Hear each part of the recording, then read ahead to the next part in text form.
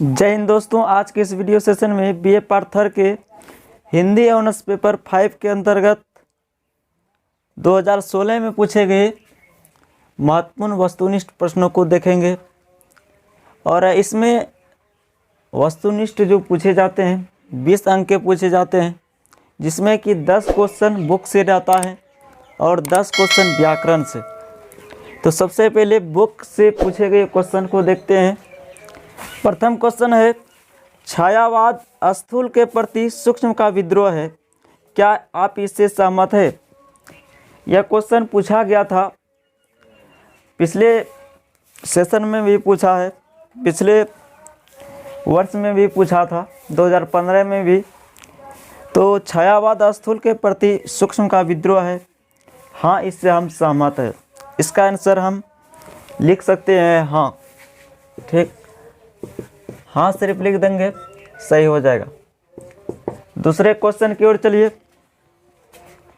आधुनिक काल का प्रारंभ कब से माना जाता है? तो बताए थे आधुनिक काल का प्रारंभ कब से माना गया है? तो याद रखिएगा 1850 ईस्वी से माना गया। यह क्वेश्चन पूछा गया था, ठीक, 2010 में भी पूछा था। तो आधुनिक काल का प्रारंभ 1850 ईस्वी से माना जाता है। तीसरे क्वेश्चन की ओर चलिए। छायावाद का प्रवर्तक किसे माना गया है? जयशंकर प्रसाद को। 2015 में भी पूछा गया था यह क्वेश्चन, जयशंकर प्रसाद को, जयशंकर प्रसाद को। ठीक, इसको याद रखिएगा। देखिए 110% गारंटी है ये क्वेश्चन आएगा 2022 का जो फाइनल ईयर का एग्ज़ाम होने जा रहा है।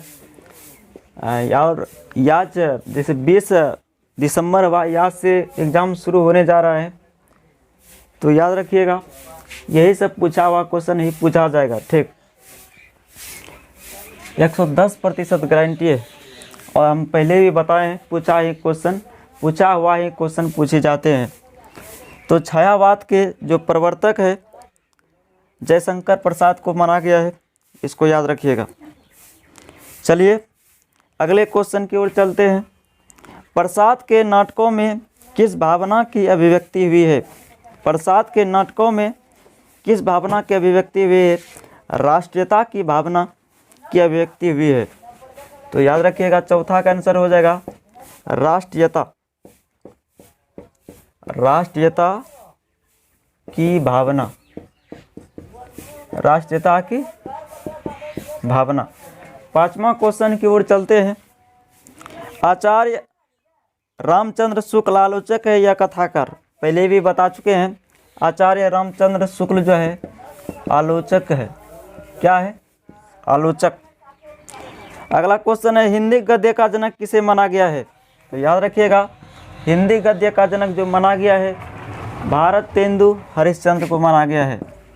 भारतेंदु हरिश्चंद्र को, किसको माना गया है? भारतेंदु हरिश्चंद्र को। ठीक, अगले क्वेश्चन की ओर चलते हैं। निराला आधुनिक काल के किस युग के कवि है? तो याद रखिएगा निराला आधुनिक युग के छायावाद युग के कवि है। इसका आंसर हो जाएगा छायावाद, छायावाद युग के। ठीक, अगले क्वेश्चन की ओर चलिए। प्रेमचंद्र का वास्तविक नाम क्या था? यह क्वेश्चन बहुत ही फेमस क्वेश्चन है। प्रेमचंद्र का जो है पूछा गया है वास्तविक नाम क्या है? तो याद रखिएगा प्रेमचंद्र का वास्तविक नाम जो है धनपत राय है। कौन है? धनपत राय। और प्रेमचंद्र ने जो सबसे फेमस कहानी लिखा है, सबसे पहला कहानी, वह पंच परमेश्वर। क्या नाम है?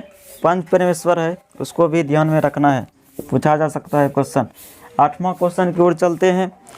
प्रयोगवाद का आरंभ कब से माना गया है? सन 1943 ईस्वी से। प्रयोगवाद का प्रारंभ जो माना गया है 1943 ईस्वी से। कब से? 1943 ईस्वी से। अगले क्वेश्चन की ओर चलते हैं।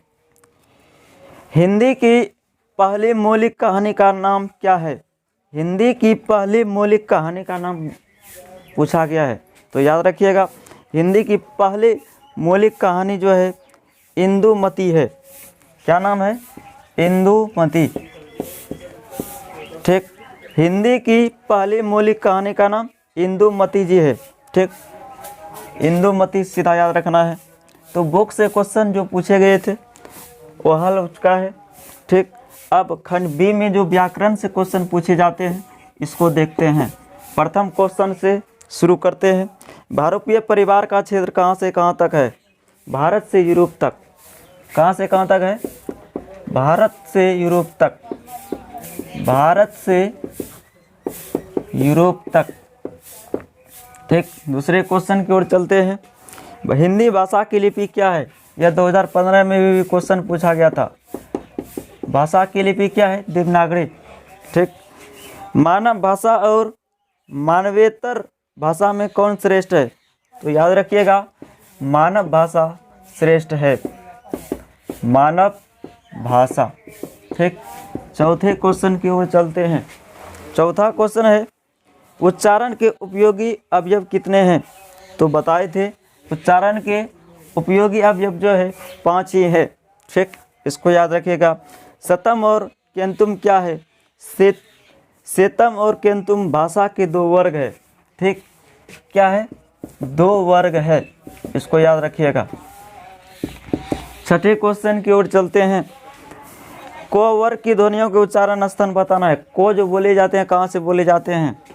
तो याद रखिएगा, कर्ण से बोले जाते हैं। को वर्ग का जितना भी वर्ण है, को वर्ग का सारे वर्ण कर्ण से बोले जाते हैं।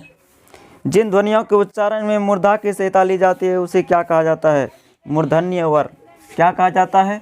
मूर्धन्य वर्ण। क्या कहा जाता है? मूर्धन्य वर्ण। इसको याद रखिएगा।